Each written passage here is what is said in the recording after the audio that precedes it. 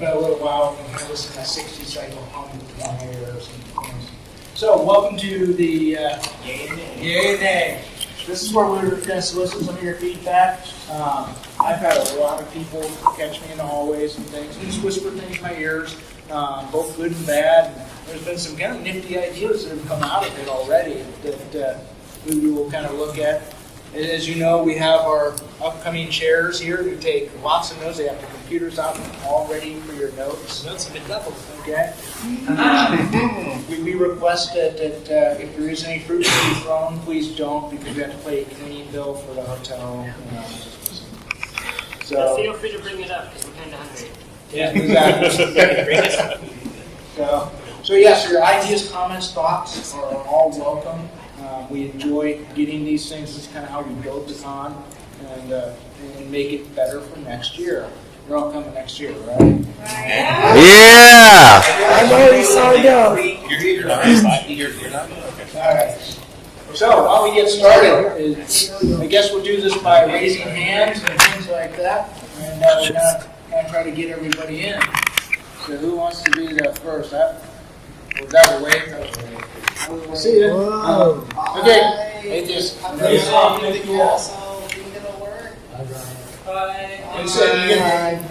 going to have to speak kind of loud. So. Hello. Thank you for another awesome con, first and foremost. You're welcome. Have 3 items. First off, the Cosplay Lounge. Awesome that you guys had that this year. I don't know if it was a thing last year. This year, I did have a little bit of trouble finding where it was, when it was. The hours are a little bit wonky, especially on Sunday. If it would be possible to, if not extend the hours, get them a little more unified. It seemed like the lounge was closed at exactly the times in the afternoon when I needed to go this year, especially on Sunday. So I understand there are probably staffing limitations on that, but definitely as a fursuiter and somebody who knows other customers, more heads-off time is more better. Let's see, second bit, the Iron Artists, very entertaining. The banter of the judges and the artists back and forth was great fun. However, one thing that was frustrating from the audience perspective was, with the exception of, I think, Andy Price, none of the final pieces were shown to camera. So we could not see the awesome art the judges got to see. But it sounded awesome. So if that could be changed for next year, it was really disheartening to not get to see the finished pieces. We will definitely do our best to make sure that we have a better video solution in place to show all of that fantastic art in its highest resolution possible for you guys. Worst case, if the pieces could be posted, I don't know, on the wall afterwards, that may not also be possible, but yeah. The other thing we can do, in all fairness, this was our first go at it, so bear with us and we will get that. The other thing we can do, and we can put this in the notes there, Mr. Takers, is we can move it from the last day of con to like Saturday, and that way the art that gets done can be placed in the charity option. Yes. The very pieces of art that we have are going to go next year's charity auction along with the bus at the end. Yeah. The Sharpie shiv was hilarious. Were you able to get the hotel to donate the picture for the auction as well to go with the pen? I don't think so. Oh.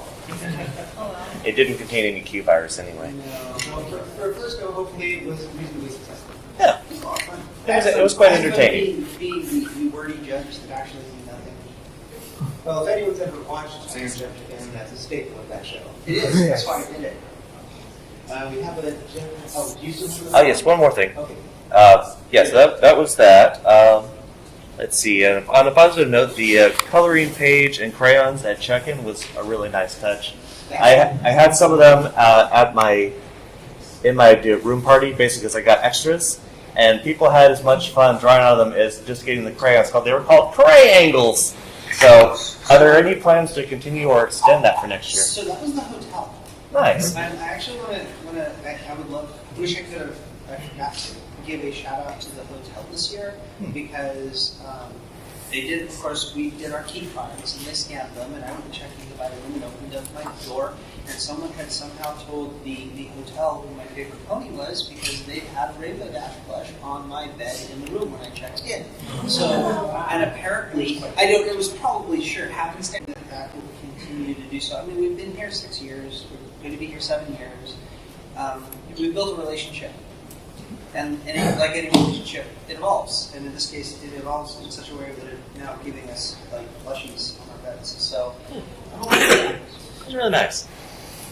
All right, Stanley here.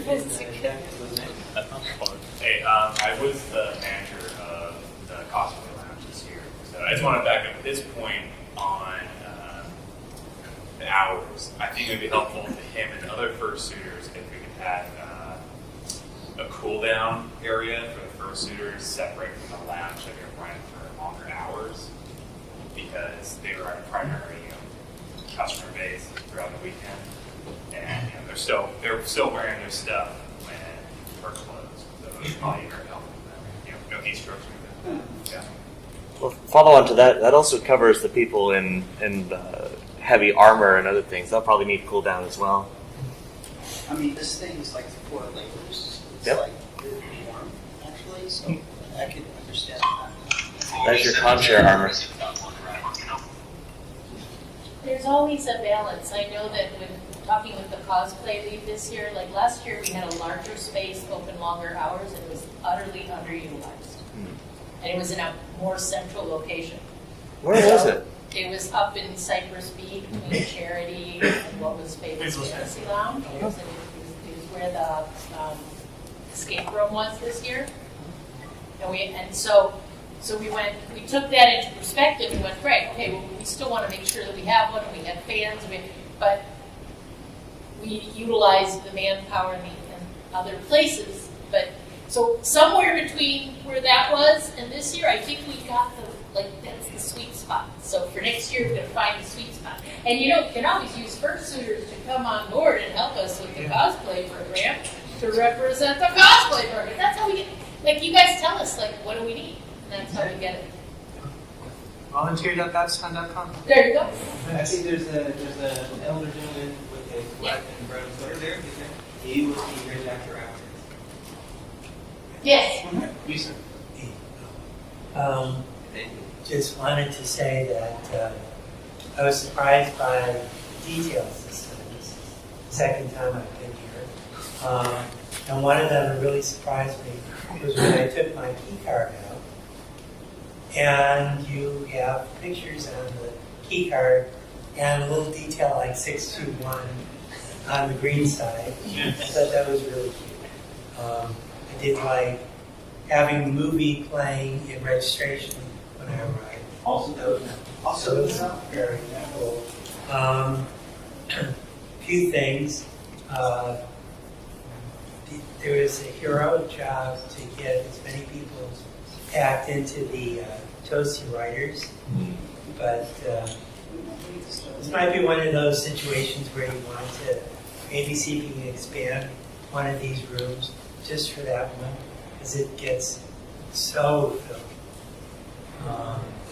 And one other thing, I know this is really a hotel issue, but the second time, both years I did the same thing.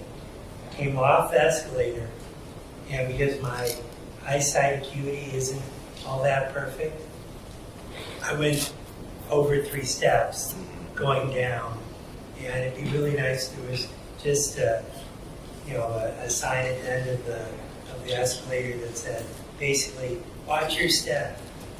And I'm sure there's a lot more people with acuity problems in our group than in a normal group. Just suggesting maybe see if you can get the hotel to do that next year. But overall, great con. Loved how all the lines seem to be well managed. Wasn't too much of a wait. Everything was great. Awesome. Thank you so much. And what was your turn? Yeah. Now, because I just got here earlier, I'm just curious, did we talk about BABSCon theme, mascots and everything? You have not. No, this is just a little funny criticism that I thought of. And first, I just want to make it clear I don't really mind whether it's really like a lot of work's being put into it or not, as long as the convention's fun. But I know we're actually part of the story. and it was still good the year after, or maybe just a little less so. And this year, besides the opening and closing ceremonies, it was almost non-existent. Now, I just want to make it clear that it also probably has to do with the fact of how busy the staff are, so we don't have as much time and effort to put into the whole thing, and I can respect that. I can speak a little to some of that. Like they had some issues with shipping the cyberpunk costumes out here that necessitated them unable to be more interactive than historically they have been. I can also speak to the differences between 2017 and 2018 to a degree. In 2017, there was this push for theme to be involved in almost every little part of the convention, and we got actually a surprisingly large amount of backlash over that. A lot of folks did not like feeling like themes everywhere, and so we rolled it back and we tried to find that balance. And again, much like the issues with the cosplay lounge, where there's a happy medium somewhere in there that we still have yet to find. Understand, theme in 2016, 2017, 2018, even this year, it's still one really big experiment because no other con has done anything like it. So we're still trying to figure out where we can do what. That's why I look at all this information. So yeah, we're definitely working on that, and I'm going to actually have a talk with Rena, who's the current lead director, afterward, because we have some ideas. She already has ideas for next year, and I want to relay that to her and let her know. And of course, if I didn't mind it's 2017, but of course, if people thought it was too much, then of course try it. Well, again, there's a happy medium, and Yeah, I would find that sweet. it's just a matter of finding it. Yeah, and good luck. Thank you. All right, who waited for you, sir? Me or him? You. You. First of all, I'd like to be basis with I feel terrible saying this because I was staff. Basically going with that theme thing for a bit, I kind of wish the theme sort of had their ducks in a row more of sorts, because as a panelist, I asked for the involvement. And I got an email saying, hey, well, we would love to be involved in your panel. How would you like us? And I basically told them I didn't get a response until 2 days before the con when I finally sent them another email. I was told that there would be a special meeting on Friday to go over everything. I was never told where that meeting was, so the team didn't even show up to my panel. Okay. I will definitely talk to Rena about that. I know that aspect of theme was not executed as well as it could be, and I apologize for that. So, Here. I think the wizard was next. Wizard. Trixie. Trixie does not trust heels. No, Jordan. So, I competed in the Beard Interns this year. I also competed in South Brooklyn last year. And like last year, it was just kind of like a fun and knowledge thing. And this year, I really enjoyed the push for it to be kind of like more integrated with the convention, because last year it was kind of just, from what I understand, like talking to people there, it was like kind of like, yeah, you know, they just kind of ran this, gave out prizes. It was kind of in the arcade, it was its own thing, and that was nice in its own regard. And then the push this year kind of put it on like a stage for people to watch. I think it went over really well, like especially during the first game, Fighting Herds. There was people that were up close, watching, cheering, they were like participating, engaging with it. And it was just a lot more fun to be a competitor with people like watching. And I guess my complaint ends up being, so that was scheduled to start at 7, and I got told at about 7:15 by some people running the tournament that they'd push it back to 8 because that's when the friendship ceremony was to begin. And I thought, okay, well that makes sense, they want to line it up. But the issue is that the time wasn't then fixed to allow the tournament to have its full like 2 to 3 hours. We got a little over an hour and a half, and my competitor and I, we kept looking back at each other, kind of like well, this is kind of difficult. Neither of us had like ear protection or anything. There was lights hitting us in the face constantly. There was a couple times where like the bass was strong enough that it kept unplugging the monitor. We kind of like laughed it off, but that was kind of like a little disappointing because like once the music started, all the people that were cheering kind of were just like drowned out. So they were like, well, I guess we'll go off and do our own thing. So Marie and I think you, Eclipse and Marie spoke, and I got feedback from Ricky Ray, who, if you don't know who Ricky Ray is the most amazing arcade lead you could ever want here for BABSCon. Anybody would be lucky to have him, and he had it. No, not since day one. He came on board. This is his fourth year. He was with us as ever Free Motorsports since the start. Oh, right. But what I want you to hear is that feedback from Ricky to Marie to myself and to Eclipse has us already thinking about exactly how we wanted, like it was again. We always, you ever notice that we're always throwing something new at you guys? Like we're always trying to like up it a little bit, but we're not done making that really be a big piece of what happens in main stage. From a production standpoint, it was actually really, really fun to produce that, and I personally hope to bring it into an event all of so thank you for your feedback, really helps us. All right, next we have the jet plan over there, and then we'll get to do the purpose. Yeah. One, for theme. Is there any chance of Comcast putting input as to request suggestions, bringing back certain characters for future years? I can't guess you opportunity to do guess about her Attendees. Okay. So that can get confusing. Once you start the word guess, it's really overused. Yes, it does. Yeah, so he's kind of putting an input on what we'd like to see in the future. Certainly can.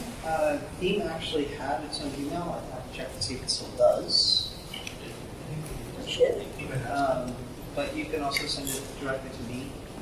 If you have a comic book, it's my first name at BABSCon.com. And I can relay that to Theme. And if I was still running Theme, there's all kinds of fun stuff that I would do with the characters we previously had. But I told the story I set out to tell.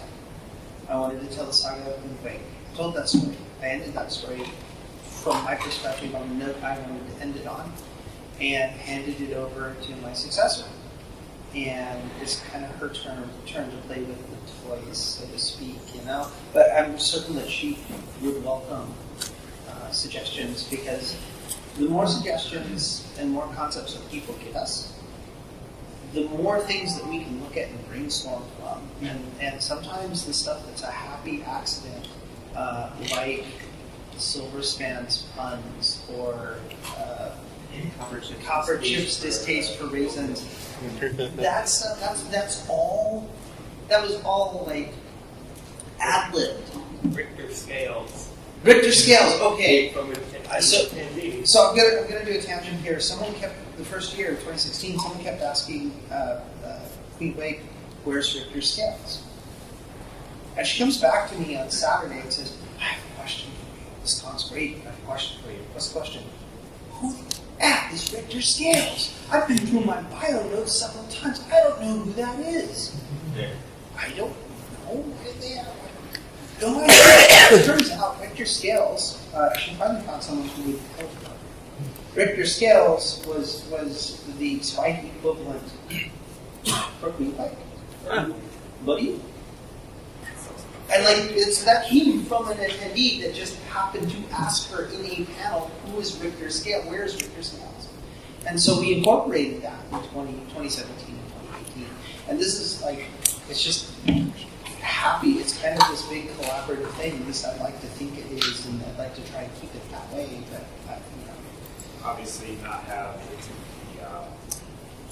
attendees like the whole script, but just put it in the tape. Oh no, because that's way too much work. That's way too much work for us sometimes.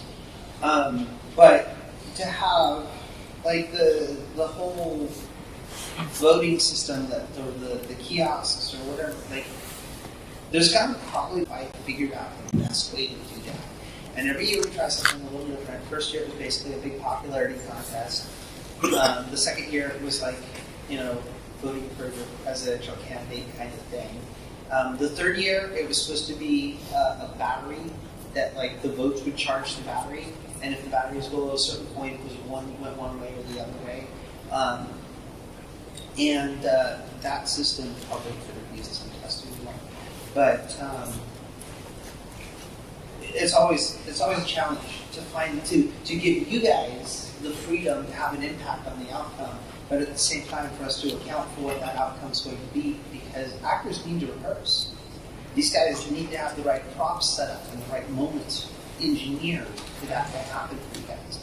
And so this, again, it's a happy medium. We just haven't quite, and it might be another couple of years before we get that happy medium, because it's a massive experiment that's just. And then once we refine it, I'll be able to go to another con and say, hey, look what we can do for you guys. Like, pay us some money, we'll go do it for you guys. And then the money will go back into BABSCon. So. To go along with that, a couple other things. Sure. Quick one, do we have a final number of attendees? Yes, the big question. I've actually been roaming around. So on Thursday evening, I looked at the pre-reg, and pretty much everyone I talked to will attest to me saying, hey, we're probably going to get about 1,600 attendees. Guess what? We got about 1,600 attendees. Our actual attendance numbers,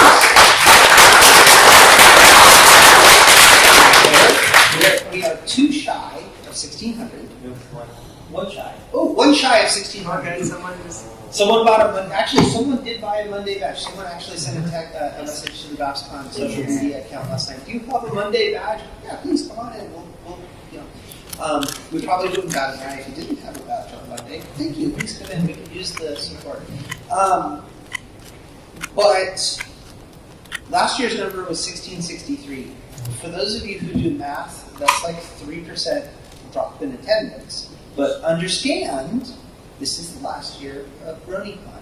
And a lot of folks have decided they can only do one convention this year. And so a lot of our regulars, a lot of people that absolutely love our convention, and I've been following on the Discord service, and I've been following on, this is one of the reasons why I've only had 7 to 8 hours of sleep since Thursday. They're all talking about how they wish they could be here, but they also have to go to BronyCon. So I suspect next year we're going to see our attendance number is probably going to rise a bit next year. I don't know how much. I really don't know. But yeah, so. But I mean, 1,600 for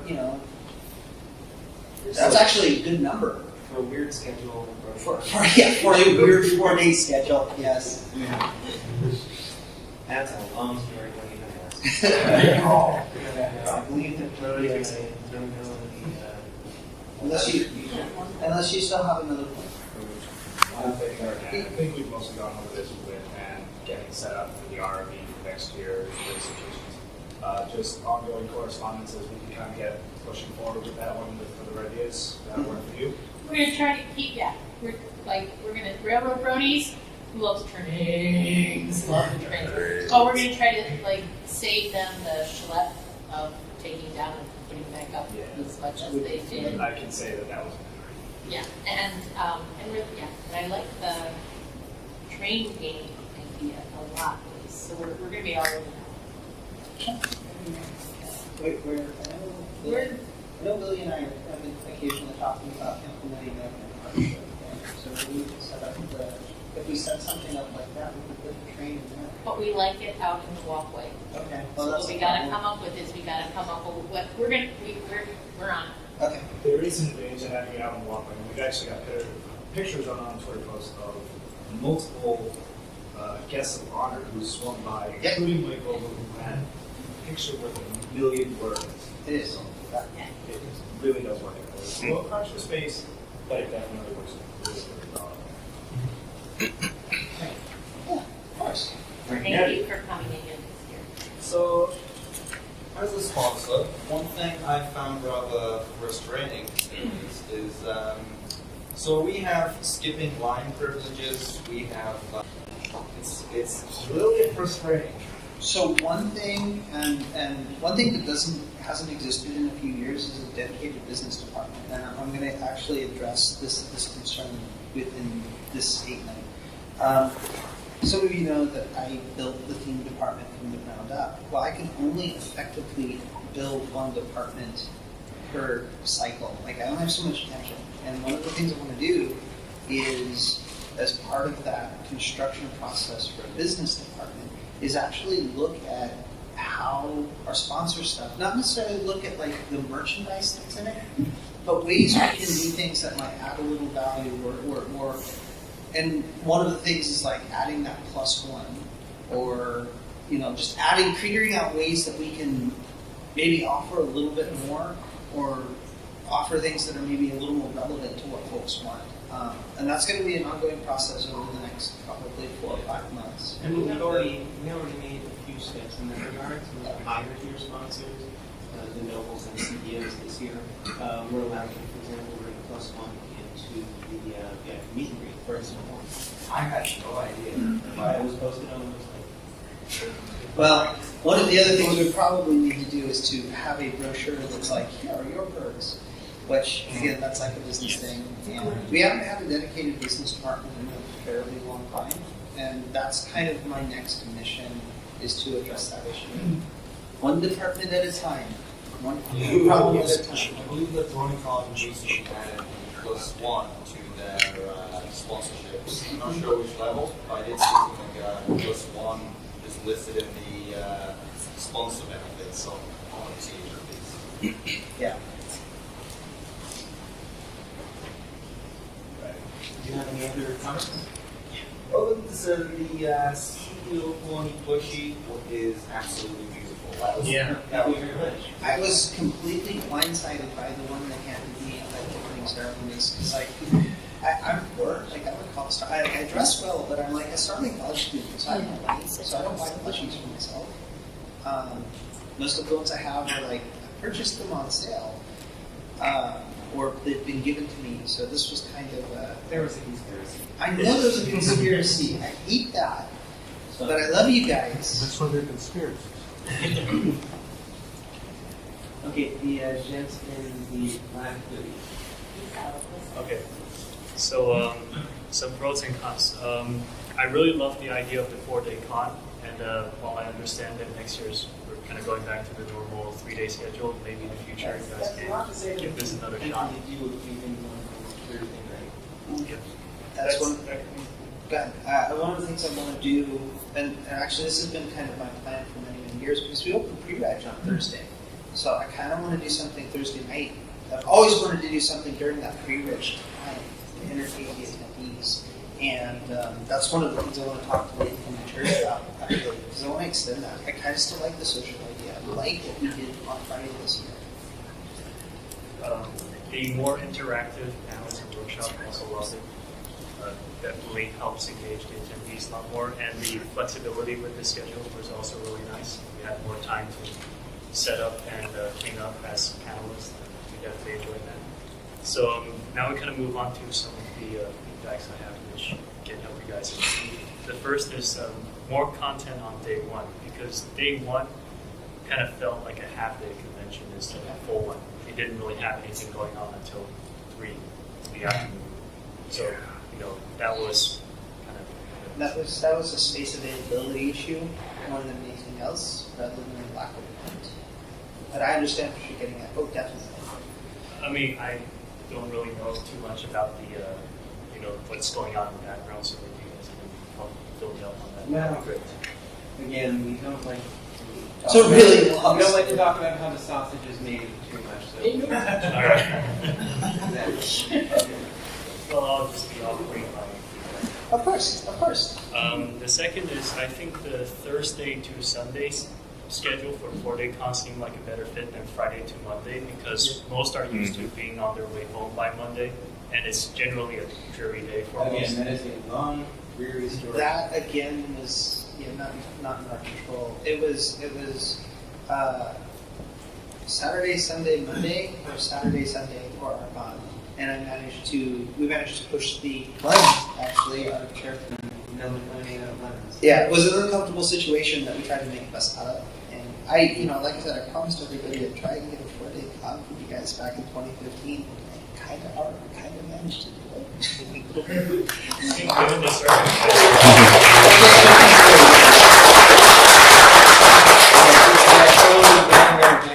Are you done yet?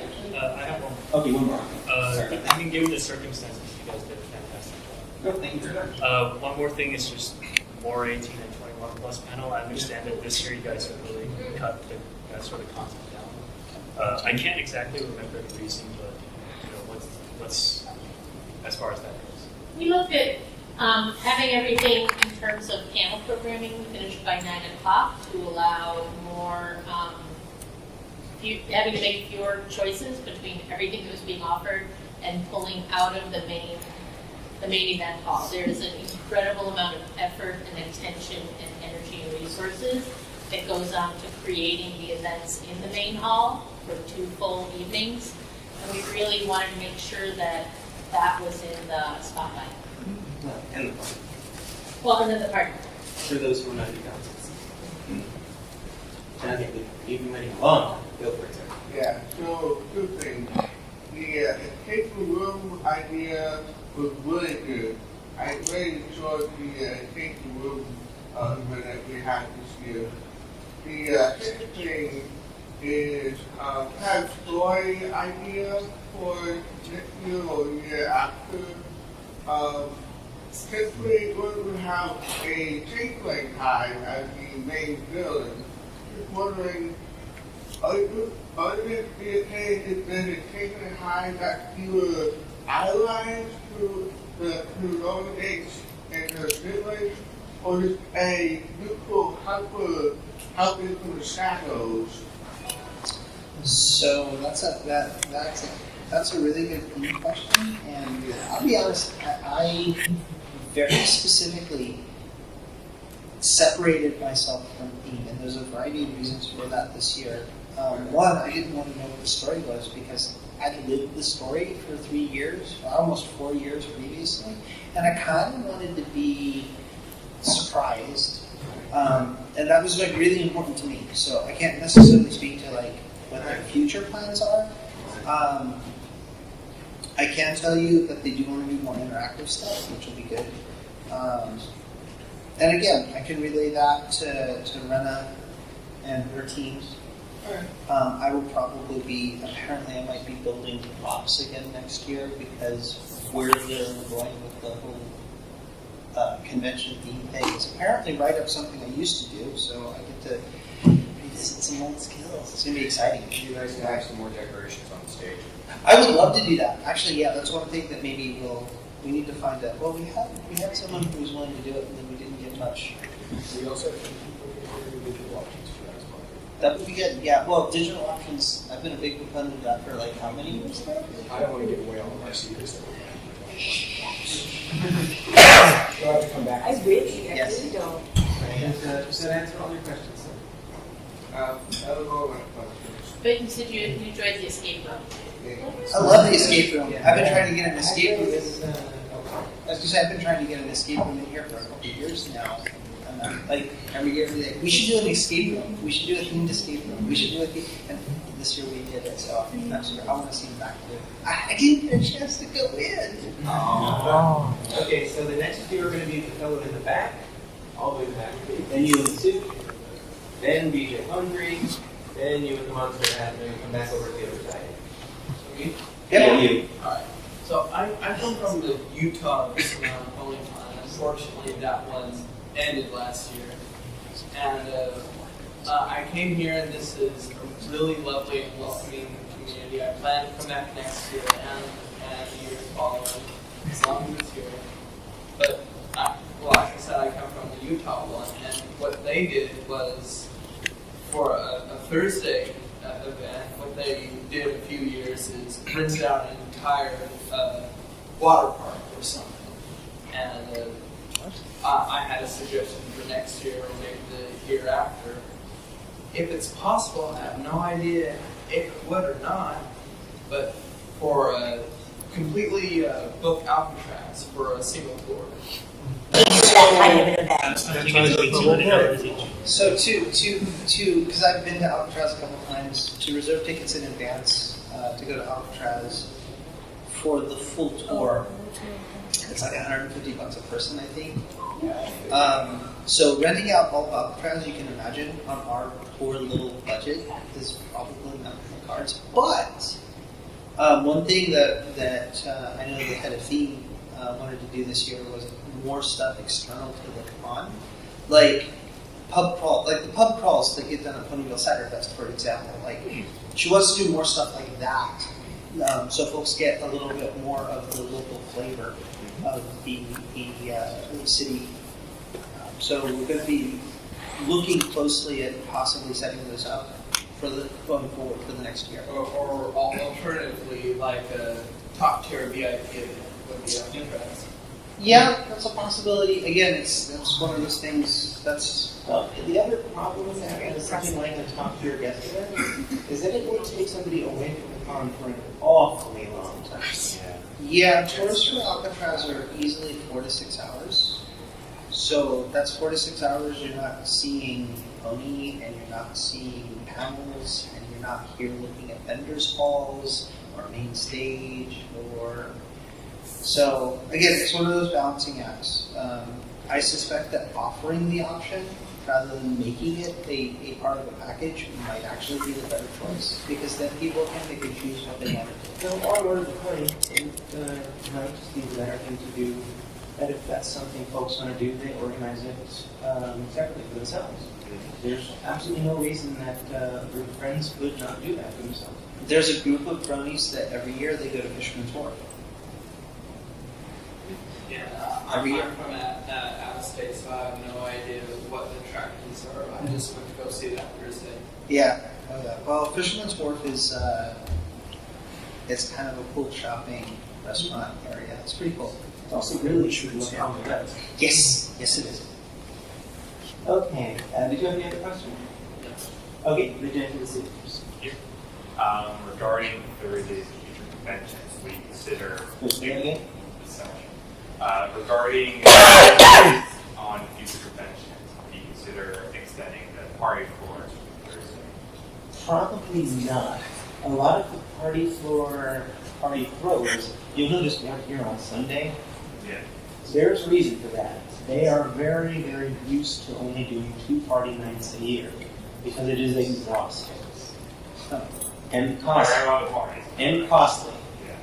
So, if I could also speak, there's also the hotel side of things where it could be possible, but also they have their own logistical issues that sometimes come up as a result. So there is that side of it as well. Yeah, there's this hotel being so close to the airport gets a lot of pilots and airline crew staff in, and sometimes they only have like 4 or 6 hours of downtime. And the last thing they want is to be on the floor with a bunch of people playing some bass.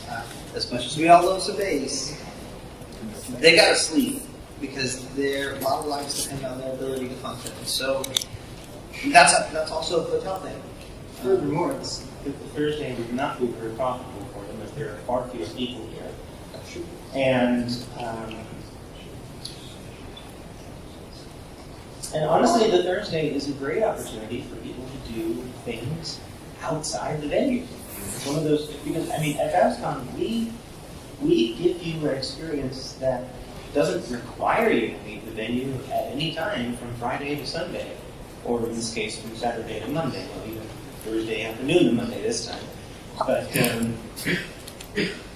so if you wanted to get out, see the city, see the area, Thursday is a great time to do it.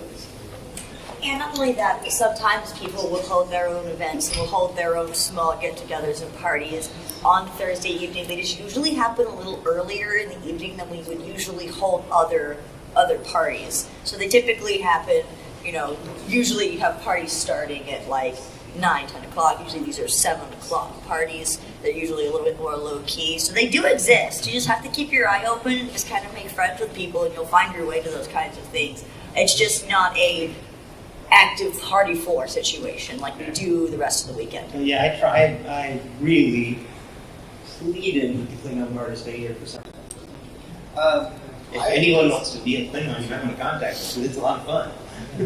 Apply. Was that? All right. Did you have any other questions? Thank you. Okay. Then let's see next with DJ Hunter. Yes, of course. I can bring you the mic if you like. Oh, no, I'm good. First off, well, I have a lot of pros and hardly any cons. We like your man. Well, I like how mostly you look out for us. Like, you have water everywhere. You do so much for us, and I first off want to thank you so much for that.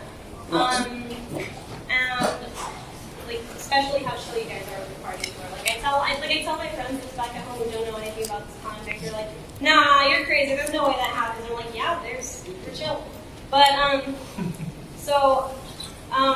only one thing I think would be a kind of a big improvement is if you could possibly have like the set times for the DJs that are going to perform. Because like maybe some people don't want to see a person and would rather go to like something else and then, go for another person. So, for example, have those a lot earlier. It could be in the comic book, in the guidebook, and let people find their stuff around it. That makes a lot of sense, yeah. It does make a lot of sense. That's a really good suggestion. It's interesting. They're not previous years. There's two different ways to look at it. Yeah. Like you can post the times, but then you risk having no one show up for like a new artist, and then have everyone show up for Odyssey, Eurobeat, whoa, and then the little artist gets nobody. But if we sort of say, hey, here's the general order of things, and it should be Odyssey, let's go Odyssey, and then you see, hey, here's the newcomer in the fandom, let's do this thing, and then you're there and you hear, that's cool. So it's a sort of there's a tactic, and both ways are good, but it's just we have to sort of decide which one do we want to go with this year. So speaking as someone who's actually have been here since 2014, and I remember this argument. This came up in 2014. Number 3. Yeah, I was the third person ever hired, and I've been here forever, and it feels like it. This has come up multiple times, and every year, like we've tried different things one year, we've tried different things another year, and I can honestly say, like, the years that we've posted times and tried to pull in new artists, like the new artists have gotten nothing. Like people leave and vacate and they get depressed and then they don't want to come back or play anymore. Yeah. Well, I mean, it is. And so, but you have to understand, like, posting the times is great in theory. And honestly, if we had like a list lineup every year and where everyone was an equal fan of everyone on that list, it would be fine, it would be great, it would be amazing. But one of the things that actually was leveled against us over the last couple of years is that we don't bring in a lot of new artists. And so we're trying to bring in more new artists. But in order to do that, we also want to make sure that they get the exposure necessary to build their following so that folks will be interested in seeing them maybe. And the only way we can really do that is by striking that balance between the schedule and whether or not we show the schedule. And so, I don't know if there's a great answer for that. But it really isn't, unfortunately. It goes back and forth, like every year. Like one year we'll do it, and then the next year we won't do it. And I think, I speak for Marie, and Eclipse can probably clarify because he's producing the show, it is a production. Like it's not like a series of acts. We're really looking at trying to present Mayhem, which is a production for people. And so essentially a music the festival. less we sort of single out any one in particular, the more it is sort of Mayhem. So one continuous flowing show for people to come in and out of as they see fit, and hopefully find and explore new content that they've never seen before and enjoy their favorites as well. Okay, that makes sense. I really do appreciate all production. It is a conundrum, and it's hard to get the balance right. So, all right, anybody over on that side? You guys want to get no, there was with the monster hat and Oh, right, I forgot about you. Sorry about that. this morning. Oh, okay. Yeah. Hold back. Hi, guys. So, then we'll go to the guy over there with the button down. So, I just want to start by saying thank you guys so much for doing this 4-day con. this year, even though I'm actually happy to see this go back. I'm in now. Like, do I want to come in on Thursday? Do I now want to come in on Wednesday? Now I can now currently schedule to come here now on Thursday and then leave out of here on Monday. So, thought you guys did a great job with all the programming. I thought there was actually a lot more to do this year. Still love the Silver Span Salon, which was still a great idea to bring like some of the community guests in and let some attendees get to hang out and talk with them instead of them being at a panel. You know, That was her idea. That was all her. And you gave me feedback last year, Taylor, that was really positive as well. So I'm glad you enjoyed it. Yeah, and I enjoyed it this morning. Did you like the sign-ups, the early sign-up thing? I love that idea. That was the new thing. It was they put a Google Doc. So guys, like first come, first serve. We are evolving. I'm glad you liked that. That was a really great idea that I thought you guys did. The community guests were wonderful this year. GOHs were extremely kind. And I will be coming back for 2020, and I do not have any cause for you because I had a wonderful experience, and I look forward to coming back for a third year. Thank you, Tim.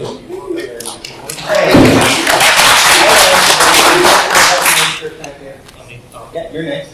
Then you're next after that person in the reddish jacket. It's a nice jacket. No, you're next after that. So you, sir. You're Okay. next. Okay. Please stand. Okay. First of all, thanks for planning and for 2020, because I think that not only helps this convention, but the whole fandom, because word gets around like, hey, there's still life about this fandom, so that's awesome. And I think like the little things really make a huge difference. So like this year, like a friend was telling me like this paper was awesome, and it really is, because then you can just fold it into your pocket. And so because if you look at like the guidebook, it drains your battery. No, right? Harry, take a bow. You have no idea. Like, help! And Harry like was the man. Well, that way we have a lot of options, right? Because the comic book has to get printed a lot earlier usually, and that we can print pretty last minute. Guidebook is still a wonderful option, you know, and yeah, of course, being an avid, it does have an impact on your phone. Although that's why I have a battery case. And then for these halls, they have like a design from the side that says like lunar hall, solar hall, But then like the piece of paper that says a specific events are going on at a specific time, and that could be like 2 or 3 papers, so it'd be easier to see at a glance. That'd be nice. So maybe something more like a tablet size newspaper, like 170. Yeah, and like just bigger and bigger print. So I'm wondering if we could get the larger, kind of like 40 thing. It was really like, how many things do we want on easels outside the door? So Well, we yeah. just need to come up with a better way to do that. We could get those like extendable banners as well. But basically, we started putting it up there last year, and people were big, but I'm hearing easier to read, not having to go straight up, really close up front. A crowd around an entrance. Absolutely can do that. Yeah. No, I like that. And then I don't know what you guys did, but your relations for the hotel this year are awesome. Because last year it kind of felt like, oh, what's the hotel people were kind of like, we're putting up with you. But this year it's like, even the people cleaning the rooms had like a little sign, welcome back bronies, and then they had the sheet with the pony characters and stuff on it, and the World Hyatt and everything, and they had like the TV with the episodes and the movie playing right out front. So I felt a lot more welcome with that, so keep that up. Yeah. So I'm not sure who to give credit for that to. I'm going to give credit to my hotel liaison, because like I don't know how much of that was the hotel just taking the initiative, or Glenn telling them, please do this for us. But I do know that I'm very pleased, because we've been here 6 years, and I can see them kind of taking that standoffish view for the first year or two. But I mean, after 6 years, it's a business partnership. It's no longer a contractual thing entirely. It's a business partnership. And for them to take the initiative and run the show, and actually they had the internal channel for the hotel was running MLP seasons the entire weekend long. and you had, little things, all kinds of little things. I think I want to work on them with Twilight Sparkle was really good. Yeah. the vodka in that Twilight Sparkle, man. I've actually, this year I haven't sampled any of the hotel drinks. Last year I did. But I kind of, there are little things that I'd like to do because my goal has always been, and this was why Theme was created, was to create an experience, to take Equestria and pop it down on this hotel and have you guys just walk through it. And I think the next step is getting the menu at the hotel more in line with that, and because they've expressed a willingness to do that. It's just I have to have the time to do it. Somebody has to have. It doesn't have to be me. Someone has to have the time to do it. Do you have anything else? Just about the only cons I think are maybe like last year in the video game room. It felt a little more welcoming. Like if you just had maybe 15 minutes or something between a panel, 30 minutes, you could pop in and play a game. This year it felt a little more like it's set up just for tournaments, and they had the machine for Finding Magic, and that was nice, but people were kind of crowded around it. So I'm sure it'd be a ton of work, but it'd be awesome if next year they could have them fight birds in like arcade cabinets. So a few more just consoles, walk up, play. Because I don't know a lot of video games, but sometimes I just sure. I would love to build another arcade cabinet. She is the one that built it. But I have no space in my apartment for more con stuff. I live in a 600 and something square foot apartment. 400 square foot of that is con shit. So I have no space. When I first worked on the arcade cabinet, I had space to tear down, to find an old arcade cabinet, tear it down, and rebuild it. I don't have that space anymore. On my wish list is making a Venom's Fighting Birds cabinet. On my wish list is actually finishing the Fighting Against Magic cabinet, because it was supposed to. There's parts of it that were supposed to do more that don't. And it's all stuff that's I still have my wish list of things I want to do, but it's I only have so much time. And my next big thing is replacing the joysticks on that cabinet, because they don't work very well anymore. I mean, it's been 6 years. So I do want to build another cabinet. I don't have time to build another cabinet, but I would like to do more casual stuff for you guys. I would like to have more casual stuff available. I just want to see, last year, did you experience it as easier to just kind of wander in and sit? So I think the geography of how the layout happened, where they put the tournament sign-up desk as the first thing you came into, whereas before, last year you would walk through and see everything available before you checked out a control. I think really if he just has people go through to get to tournament sign up, because it was all there. I just think if we just turn the geometry, because I know what you're talking about. You just wander in and grab a controller and go last year. Yeah. Because it was all still there. I think I get. Does that sound like what you're? Yeah. It's just very obvious that hey, this is a tournament versus this is casual. Yeah, no, I think I don't want to that. step on anybody's toes. No, it's fine. I totally get. I think I know exactly what you're talking about. It's literally how we learn to be better is by stepping on toes a little bit. I stepped on everybody's toes this year. I still haven't broken toe to prove it. I mean, I step on your toes every year, so you know. I wear the shoes with the really big exercise shoes that if you step, I don't really. So there you go. No, I mean it's how we learn is by we'll do the experiment, right? Like this year, we actually did paid add-ons this year, which we've never done before, right? And no, we had done. We just didn't have a convenient way of doing it. We still don't have a convenient way. We have a more convenient way of doing it. But we did more of those events this year. We did the chef events, which actually were very well received. We did the. If you missed them, oh my gosh, you missed out. So on and so forth. There's a list of stuff that we did, and of course, as with all things, there were problems, and how we learn to improve on them is by your feedback. And so understanding that we need to work on that flow for that room, that's important. Did you have anything else for us? No. Okay, your turn. What can we do for you?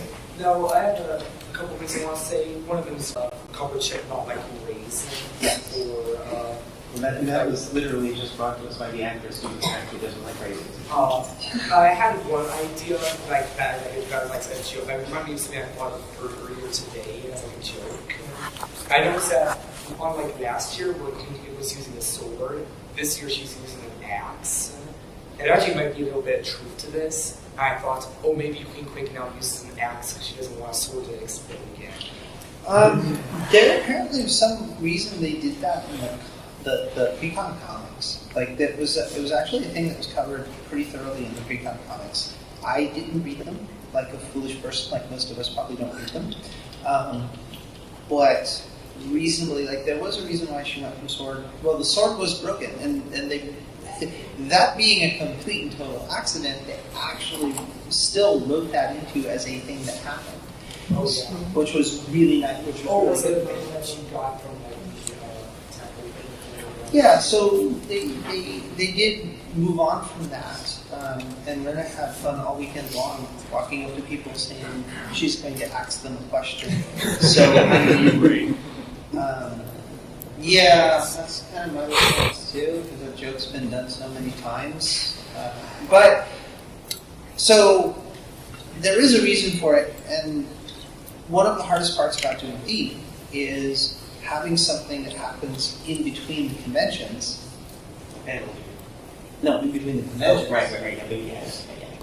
That you suddenly have to come into, like, going from 2017 to 2018, you have these events that happen in between the conventions. Somehow you have to still pass that information on to the attendees, even though you've spent 20 pages of text or comic or whatever that's been posted to social media to explain what's happened in between the two. Like, how do you you can't spend 4 hours doing opening ceremonies to get everyone caught up on what's going on with theme, right? Like, so there's, again, it's one of those balancing acts. And theme being a work in progress, it's something I do. Like, we talk about it. We talked about it every year when I was running it, and I'm sure I will talk with Brenda about it, and she'll talk about it every year with her team to try and figure out the best way to do that. I mean, I will admit, this is my experience. I actually found it pretty easy just to simply ask one of the mascots. Yes. Yeah, so I'm aware of the backstory. I mean, I remember in 2017, I was still a little confused of why I missed in 16. But in 2018, I was like, okay, I think I got it figured out. Actually, if you go to our YouTube page, you can still go and see the original 2016 stuff. It's Yeah, all there. and one more thing is, so if I heard correctly, it's not going to be a 3-day event next year. That's the plan, although, again, we might do some social stuff on a Thursday. Like, it's in the... We have a contract signed for 3 days. Yeah. I mean, I will admit, some people thought that the extra day was kind of boring this year. There wasn't much going on. And I can kind of see that. But to be honest, I actually kind of enjoyed it because it was, to me, it felt almost like an advance day zero. I mean, you didn't have to pay an extra money for an extra. Exactly. Well, we always kind of looked at it as a 0.5. Yeah. And I mean, it was just a day where you're just able to kind of relax and you still have fun and there's lots of things going on. So I read a post on social media. Don't ever do I'm sorry about it because I was con-chair. Like, I was super nervous about some of the new things that we did this year. So I was like 2 a.m. I should be better. I gotta be up in 4 hours. Yeah. I saw it too. Yeah, you saw that too. Basically, someone said they liked the idea of a 4-day con, not because there was more stuff to do, but because it gave them some extra time to acclimate to the idea that they had to go home. Because because that extra day gave them time to it gave them a ramp up time, and then the extra time, the equivalent extra time on the other end actually gave them time to come to terms with the fact that they're leaving this bright little microcosm of the world and having to go back to the real world. And maybe con drop a little bit. Yeah, so that helped with the the PCD, as we call it, post-con depression. Oh yeah, I'm not writing a song about that. So I think maybe I think maybe the department will have a conversation with the chairs at some point about what to do about that, if anything. I mean, I will admit, I actually could understand why people would say that, because I mean, but then again, I haven't gone home yet, so I don't know if post-con depression will hit me or not. Probably will. It will to greater or lesser degree. But I mean, but I can understand it's like on my previous years, where it's like all of a sudden when it started full force. I mean, it almost kind of like faded in a way. So you kind of got more used to that kind of in between spot, and then it's kind of faded out. I think it's now. So I mean, we were really thinking about how we heard so many people on the last day talk about, I made these new friends, I wish I could spend more time. The idea was, let's make those friends, let's get that off the ground now, and then you will get to be more with them, you'll get to spend more time. And, you know, because that's, I think you meet people or you connect with people that, you know, I connect with people that I don't see any other time but at convention, and more is better. I mean, you live down the street from me, but we hardly ever see each other. I mean, I could stand on my patio and say, "Nan, where are you?" And she'd like stick her head out the door. Like we live within less than a quarter of a mile of each other, and we only see each other at staff meetings and the con. So, I mean, I get There's it. that life thing. Oh, I get it. and basically to wrap up what I was saying, I mean, I fully support the idea of a 4-day con, but I don't mind if it's going back to 3. I'm just glad that's still going. And I'm going to continue going to BABSCon until I drop dead or in drops.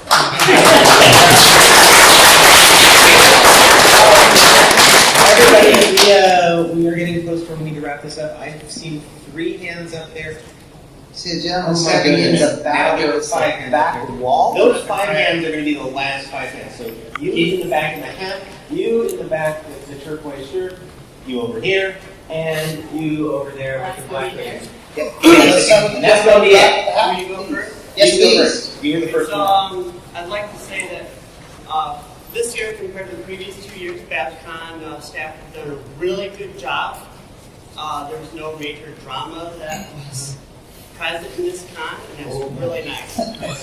I like to joke that this was late con. I noticed that everything was running 10 or 15 minutes late. I do have to say, even so it literally worked in my favor every single time. We did that for you. All for you. Everyone was earning on Brody time this con. I have no gripes about this con. There's only there's a few sponsors that missed the plushies being in their packages. Yeah. But only a couple, so I guess it ain't that bad. Which plushies do you refer to?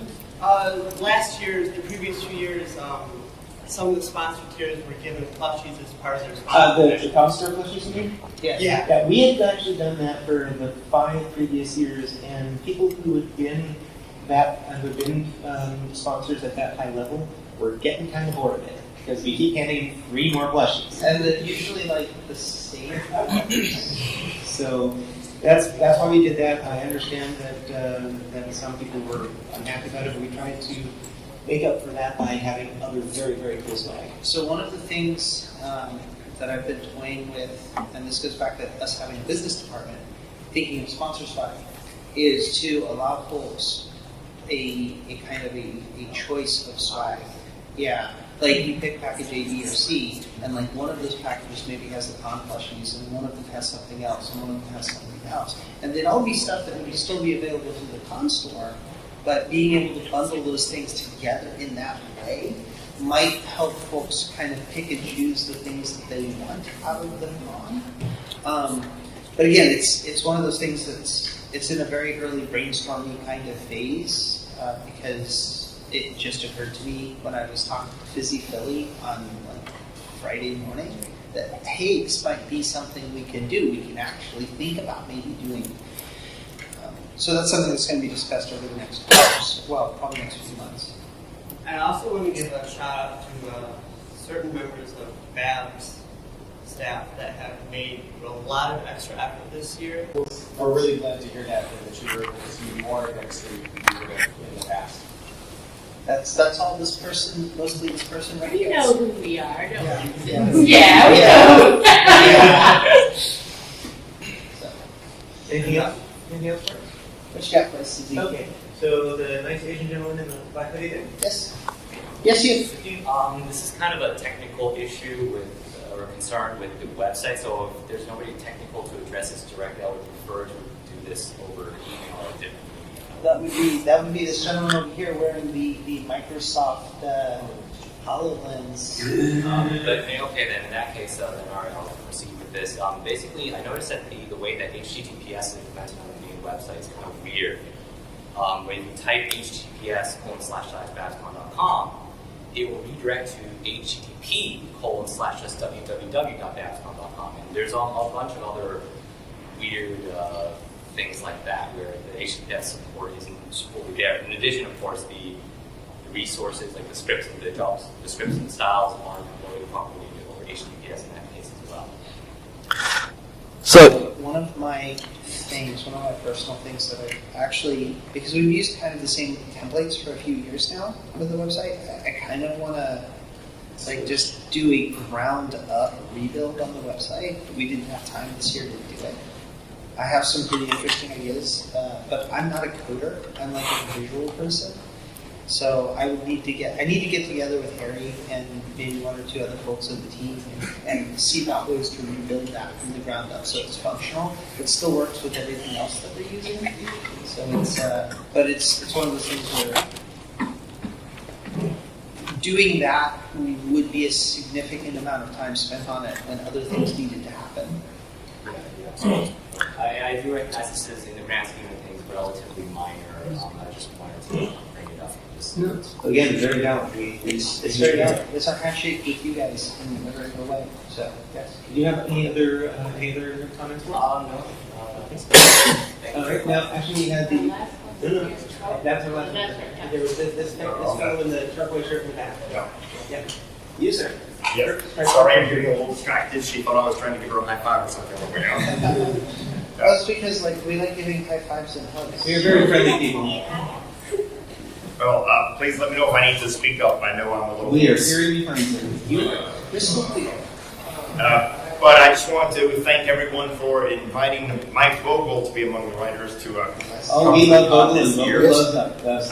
Look at his Twitter feed and see what he thinks of us. Yep, I just want to point out what a great guest he is to have, because not only as other writers can he give us a lot of inside baseball and perspective on the episodes that he's written, but because he was also involved at a producer and executive level and was a fan of the series before he even worked directly with DHX, he is also like talking to a super fan. You can talk with him extensively about any episode of the entire series, or Equestria Girls, or the movie.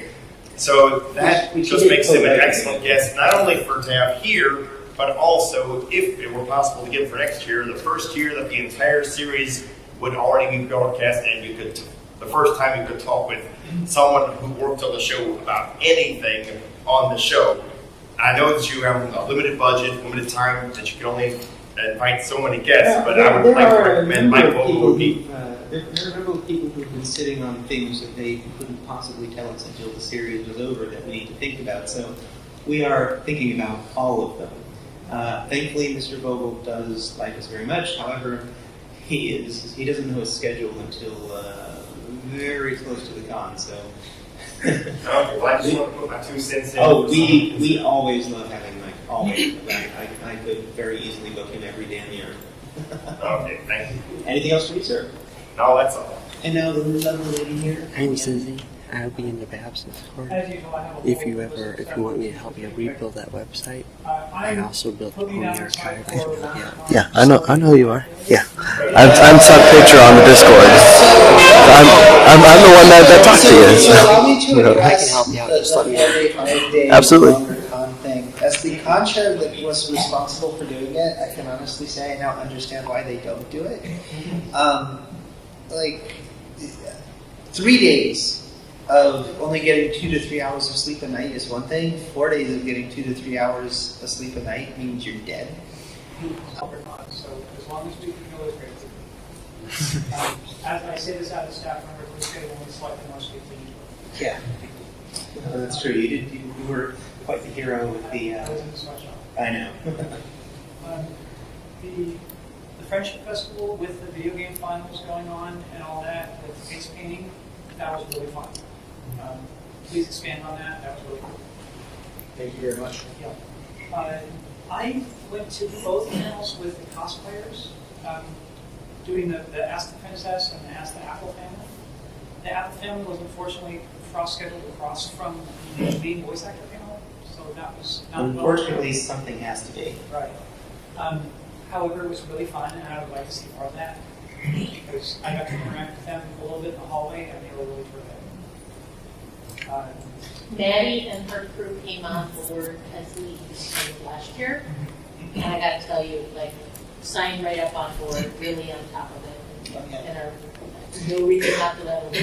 And every, like last year, this year a little bit more, and I'm expecting them to do it. I desperately tried to convince them to act as wait staff for the brunch shop. They said no. I was sad. A couple of little things. I had 2 occasions to help the flare for another ongoers, and they were, as always, quick, focused, professional. So, awesome shout out to them, please. The Quiet Cove is really cool, but there was hardly anybody there. Yeah. And I don't know if we can. That's on purpose. Okay. The idea of the calming code is to give people for whom too many people are overwhelming an opportunity to recharge and recenter so that they can continue to enjoy their time. It's not actually designed as a separate programming space. It's really a space to allow people. And that said, there were actually times when we had a number of people in there, sort of. But so is it not beautiful? It's beautiful. It felt underused, but I could see the numbers bringing it back. Yeah, So but it was well received. For those who need that kind of a space, they find it. I'm pretty sure. So, yeah. Again, a little bit with the scheduling. The voice actor panel in the clubhouse fell to Monday. Was that on purpose? Nope. Okay. It was an exigency. Not much we could do about it. I think the suggestion from Thursday writers could be in favor. You know what? I think I'm going to directly talk to the chairs about that one, about coming up with. I have a notion. You have a notion? I would happily bartend a larger dinner for that. I could actually go back to bartending next year. Wow. Yes, a larger dinner would be easy to reset. Okay. Trouble talking. Okay. Cool. As a non-binary person, is there any hope of gender-neutral bathrooms in the house space? No, that's something. Unfortunately, that is the failure of the hotel. We can definitely address it. Yeah, technically, in the state of California, all bathrooms are considered gender neutral. Technically. That doesn't mean the hotel is going to label them that way. But, it's actually a California law thing. They don't necessarily have to be labeled that way, but they have to be considered and addressed that way. On floor plans and blueprints and whatnot. But labeling is labeling.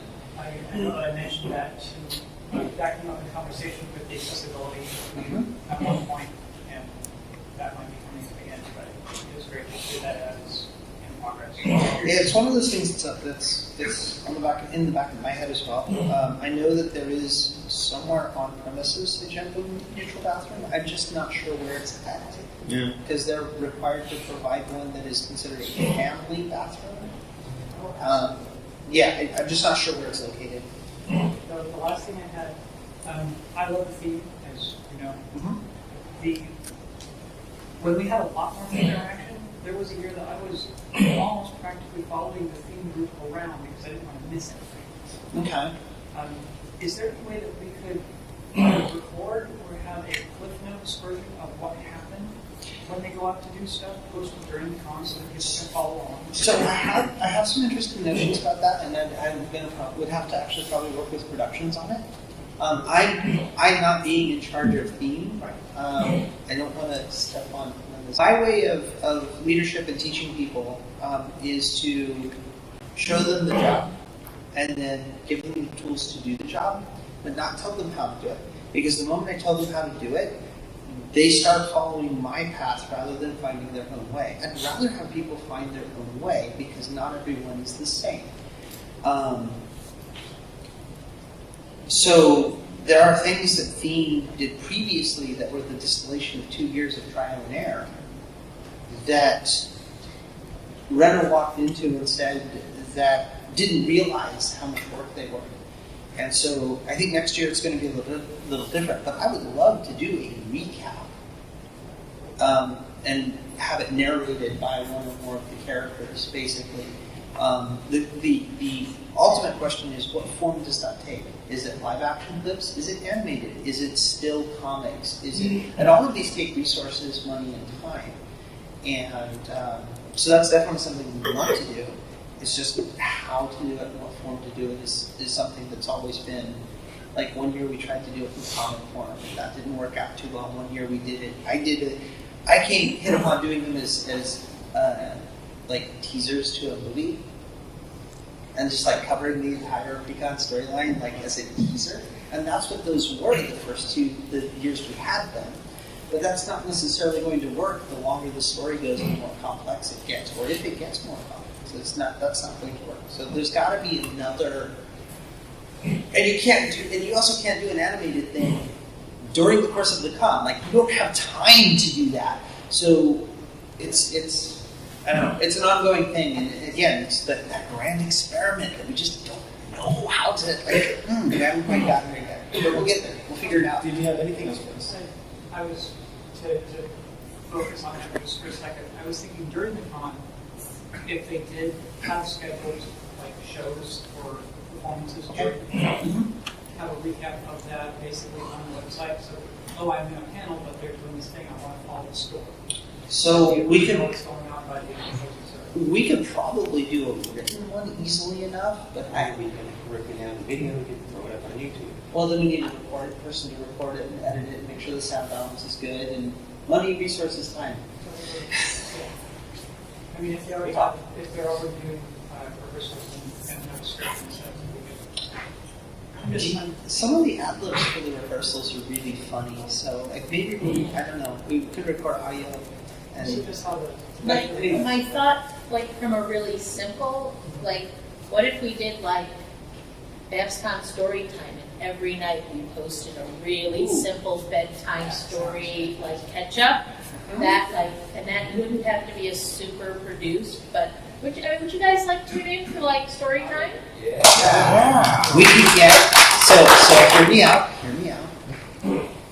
BABSCon story time with Dusty Cat.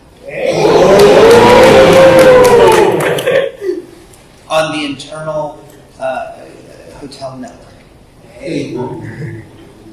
So that's definitely a possibility. I just thinking like I just think of the medleys. I'm personally thinking Andreas. That we could do Andreas. That from guarding. We could do Andreas. Andreas would be just as good. Don't you dare steal my DVD. I was thinking Dusty Cat doing the like sitting in the smoking chair. Okay. All right, we need to wind this down. There are 3 hands for last 3. These rapid fire? These are 4. These are going to have to be quick. Use it. I'm sorry, Kyle's here.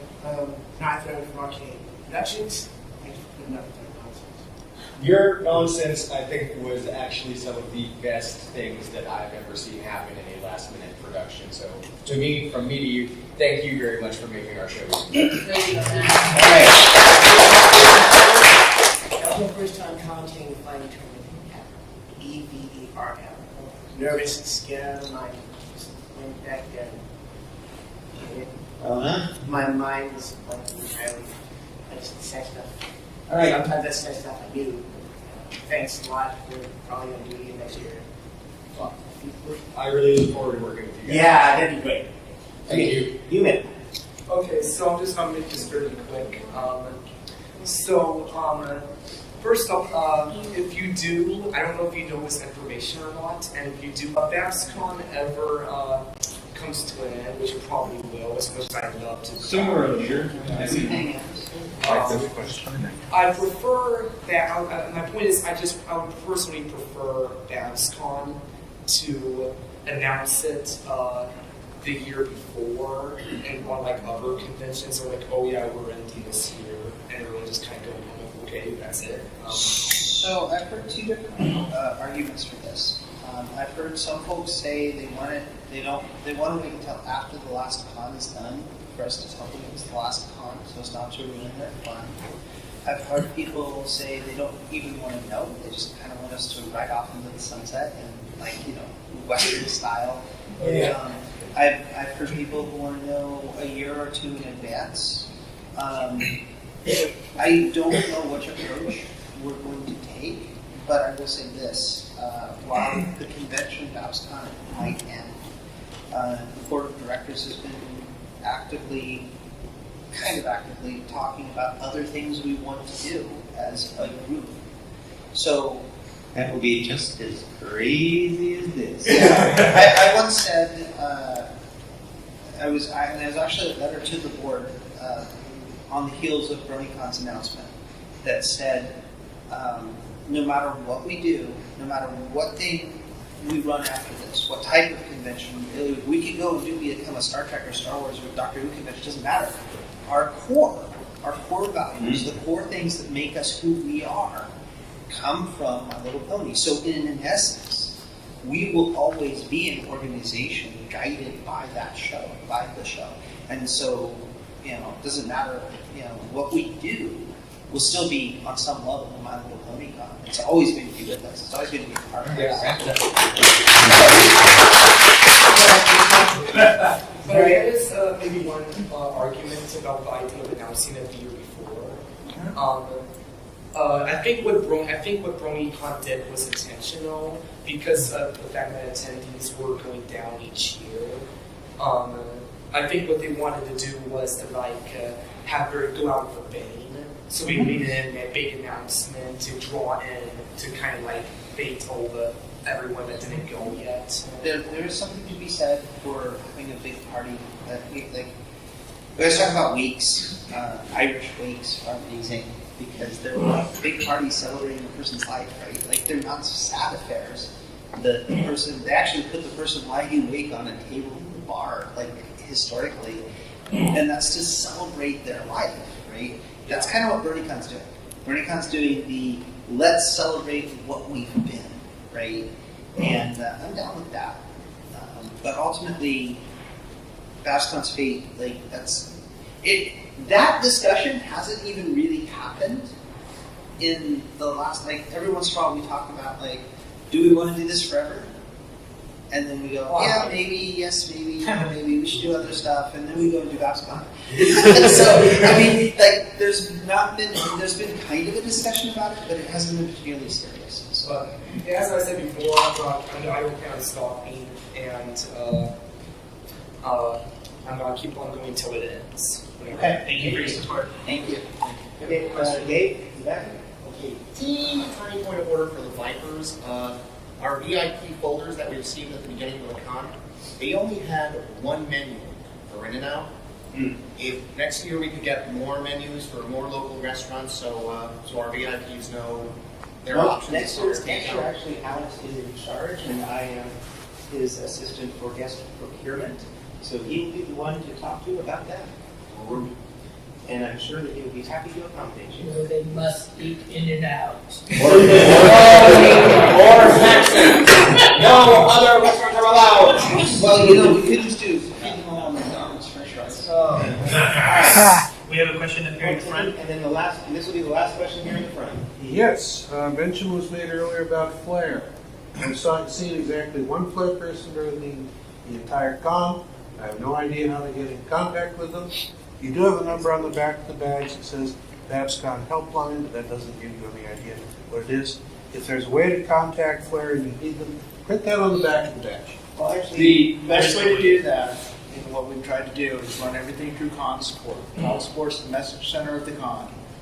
If you need any help for anything, when you hit Con Support, they will find the right people. Be honest, I was on many of them this weekend.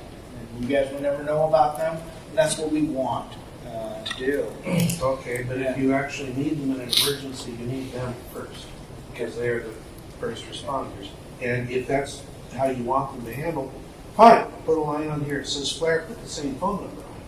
Yeah. Yeah, we can do that. Either way, there's there's somebody can individually contact. we do. That's good. Yeah. This doesn't say con, ops, or anything like that. It says BABSCon helpline, like a customer Think on service. What does it say on the badge? I don't know. BABSCon helpline. My badge says executive on it. Well, and just so you're aware, every staff person is also taught exactly how to. Yes. I couldn't identify anyone on staff. You have badges that say staff. I saw a lot of people with badges like this wandering back and forth in front of doors. I saw people sharing instructions with each other. But ours are both sized staff. They also have shirts. Okay, you got shirts on? Unless you're the SDR, which you have a GIF and dress code. Or if they're traveling, though, you may not have shirts. We can make it more clear on the badges. Who's staff? Who's staff is back, particularly when it's backwards. That's also a problem that I have at other conventions too, when I don't know who to. It's Well, you said the shirt. The shirt's a good idea, but I didn't see anybody with a staff. So I think. Or a flare shirt. Maybe your staff shirts are too stylish and they look like conscience. I agree with you, and I noticed the badges did start to blend together. I noticed the badges did blend together. Our art is fantastic. However, if you start holding the badges up and try to look at them at say 15 to 20 feet, I'm assuming you guys noticed that they all sort of look the same. And we've already talked about how to mitigate that, change colors, make it a little bit, do different things with them. So that's a discussion that we're actually in to fix that for you. As far as our flare team, we generally have them be kind of, I don't know, not really hidden, but we don't want to, we want it to be an inviting area and not have, it's hard to describe.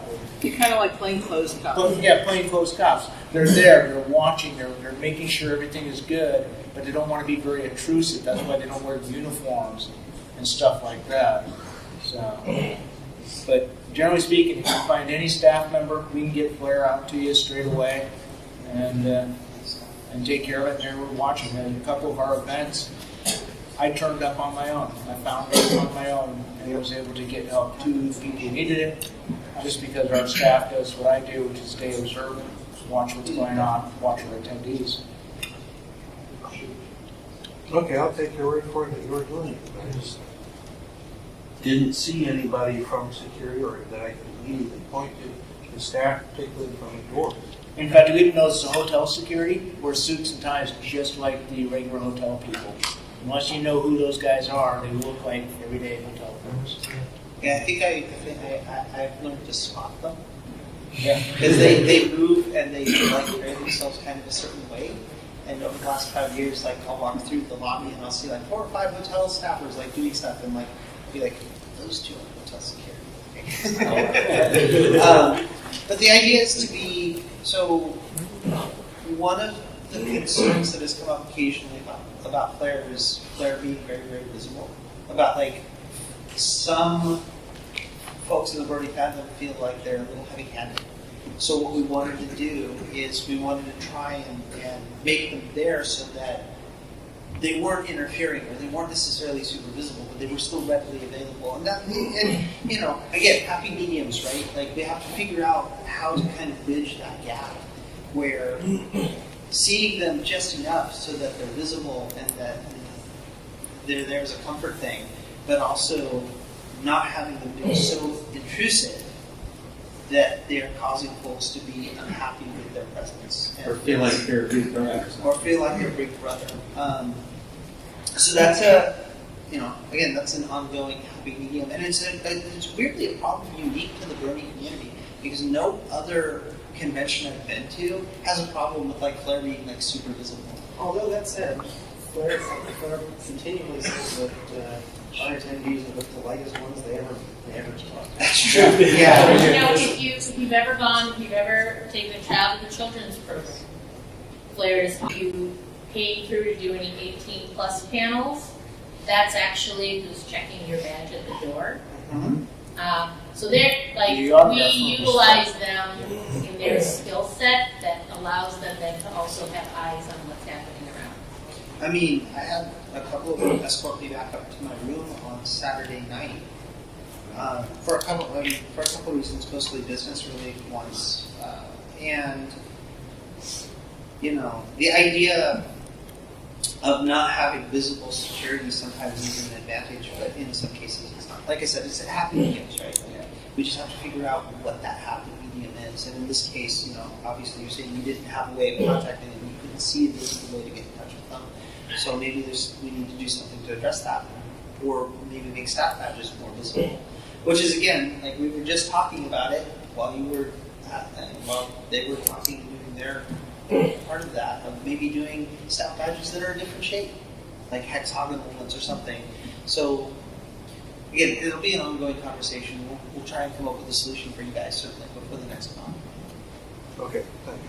Well, thank you everybody for your input. We very much appreciate it. We know that both the positive and the negative is all about making the con better, and we appreciate it very much. So, awesome. See you next year. Yeah, absolutely.